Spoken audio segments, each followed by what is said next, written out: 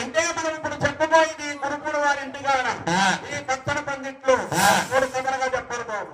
ఒకటి శక్తి శ్రీనివాస వెంకటేశ్వర స్వామి కథగా చెప్పాలండి. ఒక జీవిత చరిత్ర కథగా చెప్పారు బాబు.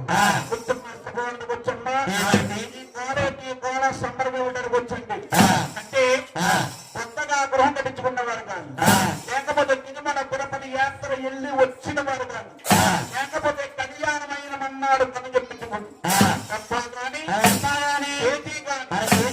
బాణ వెలిగించి బాణ సంబరం పెట్టుకుంటే వారి కుటుంబం సత్యశీలంగా ఉంటుందని, వారి కుటుంబం ఏనాడు మన పెద్ద గురువు గారు మనసు